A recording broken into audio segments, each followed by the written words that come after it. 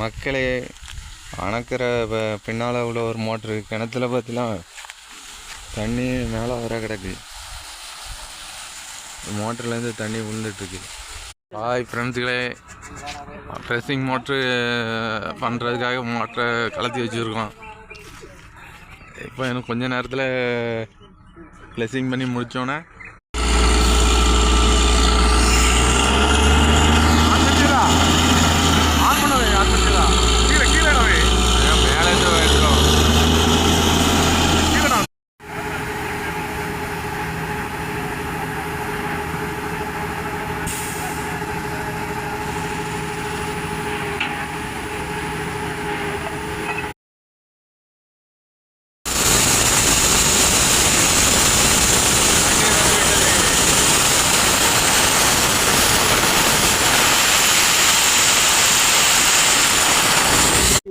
சக்கரை பொங்கல் எல்லாம் சாப்பிட்டீங்களா? நல்லா டேஸ்ட்டாக இருக்குது. சக்கரை பொங்கலில் ஏலக்காய் முந்திரி எல்லாமே சேர்த்துருக்காங்க.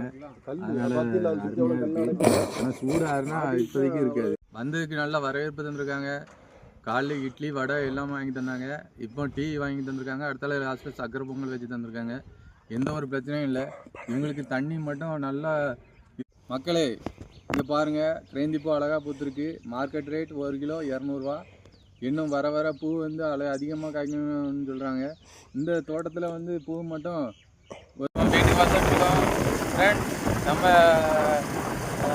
விஜய ராமாபுரத்துலேருந்து கிருஷ்ணவலைக்கு ஒரு டீ கடை இருக்கும். அந்த டீ கடையிலேருந்து பிரகாசபுரம் வழியாக தண்ணி அருமையாக உள்ளது. அக்வா வாட்டர் பேர் மாதிரி அழகாக இருக்குது. தண்ணி நீங்கள் குடிச்சிக்கிட்டே இருக்கலாம். ஒரு வாட்டர் பியூரிஃபையர் மாட்டிட்டிங்கன்னா தண்ணி உப்பு போர்வெல் மாதிரி இருக்கும். தண்ணி பார்த்தீங்களா கரெக்டாக ஒரு என்ன காப்பி தந்துருக்காங்க. அழகாக இருக்குது. காப்பி குடிச்சிட்ருக்கோம். இன்னும் அடுத்தாப்புல சக்கரை பொங்கல் தராங்களாம், அதையும் குடிச்சிட்டு வரிசையாக சாப்பிட்டுட்டு இப்போ அடுத்தால சக்கரை பொங்கல் வந்துட்டு இதை டேஸ்ட் பண்ணி பார்த்துட்டு நம்ம நேராக வீட்டுக்கு போயிட்டே இருக்க வேண்டியதான். இப்போது ஒரு இடத்துல மோட்டர் எல்லாம் மாட்டியாச்சு. 150 அடி 100 கிணத்து மோட்டரை பார்க்க வந்தோம். கிணத்து மோட்டரை தூக்கியாச்சு. இனிமேல் அடுத்தால தார்ப்பை வச்சு அதில் மோட்டரை எல்லாத்தையும் தூக்கி போடணும். இப்போ கிணத்து மோட்டரை நாங்கள் தூக்கி முடிச்சிட்டோம்.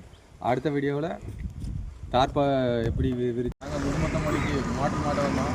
அங்கே விவசாயி நம்மளுக்கு நல்லா வரவேற்பு கொடுத்தாங்க. நம்மளுக்கு நல்லா சப்போர்ட் பண்ணாங்க.